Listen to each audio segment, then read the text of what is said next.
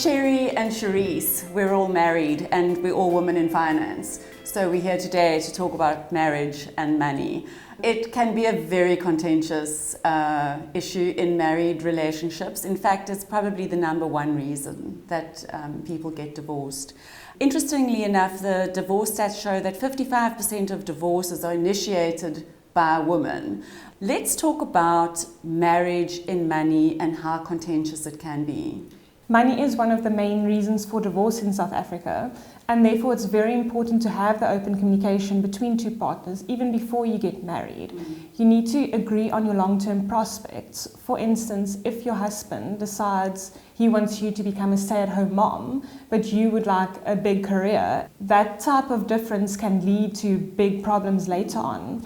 Also, you need to decide on the type of lifestyle that you're expecting from one another, so you don't blame each other later in life for not providing you with the lifestyle you would like. Valid point that you raised there, Cherise. It's important that as couples have those conversations, it's not a one-sided, approach, because ultimately it's your financial future that gets affected. So as you decide the kind of lifestyle you want to lead, it's important that both spouses, both partners, are involved in the conversation. And I think what you've said there is really about mutual understanding. It's about being on the same page when it comes to what your joint finances are going to look like, and having some kind of agreement in place on how the two of you are going to manage your money in this relationship. It's important that you navigate, you understand how you're going to navigate against third parties like family.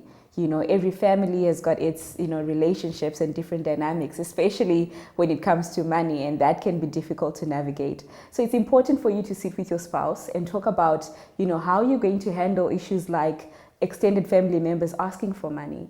To what extent are you sharing your financial affairs with your extended family? And even though those issues do not come up front as you get married, they do at some point crop up.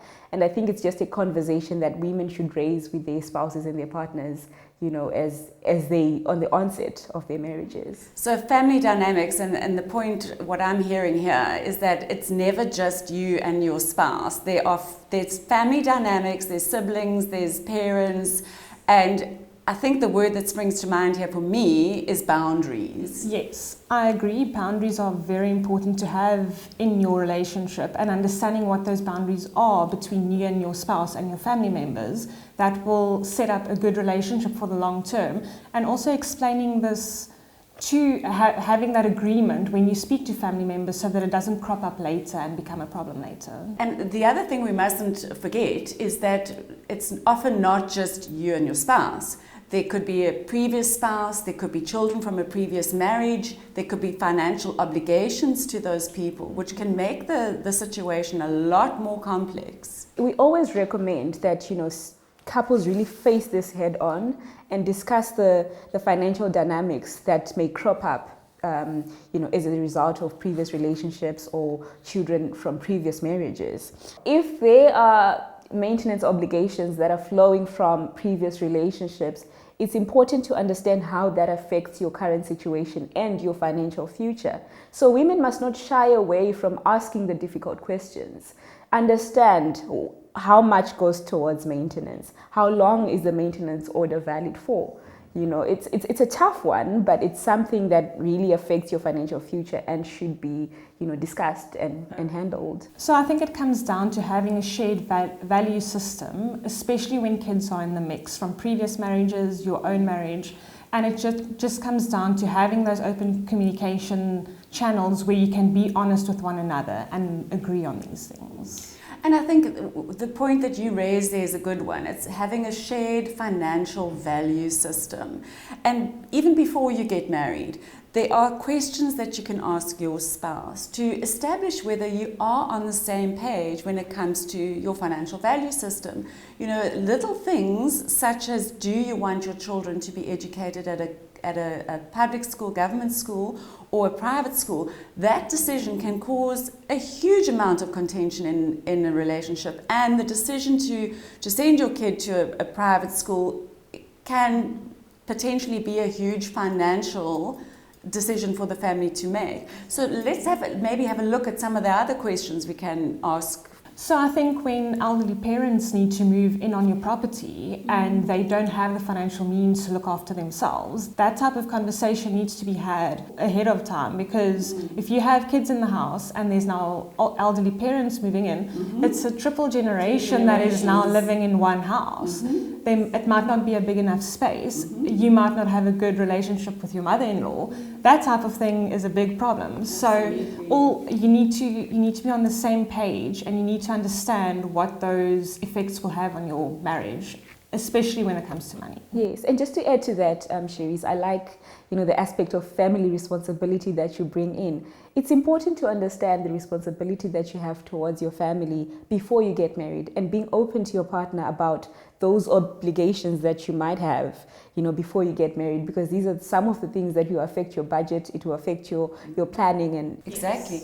The one thing we haven't spoken about is debt. Being on the same page when it comes to debt. I mean, if you've got a spouse that has no problem incurring debt, and you get anxious by incurring debt, I mean, these are conversations you need to have. Maybe we can also just lastly finish off with goal setting. It's difficult for a couple to share a set of goals, but they're individual people, so it's going to take compromises on both sides. Yeah, I don't think there are two people that are the same. You might share a lot of goals between you, but there will always be something that the one wants that the other one doesn't necessarily want, and you need to be able to compromise. If the one wants to go on extravagant holidays, but the other one would rather be able to house your elderly parents, and you need to decide where the money is going to go, that conversation needs to be had, and you need to be able to maybe go on a cheaper holiday while helping the elderly parents in some way. And maybe just another point on that is that you can have individual goals, but it's important that you also move as a unit. Decisions like which area you're going to stay, what kind of house, how big the house you're going to buy is going to be. Those are goals that you can discuss and agree to as a couple. But individually, I mean, if you want to study further, if you want to go on a personal holiday or take a break from work, those are the things that you can discuss with your partner. But it's important that your contentment and your happiness is also taken into account, as it just makes the family environment more pleasant, and as you reach your goals. I love the way you said that you're still individuals, but you need to operate as a unit. So important.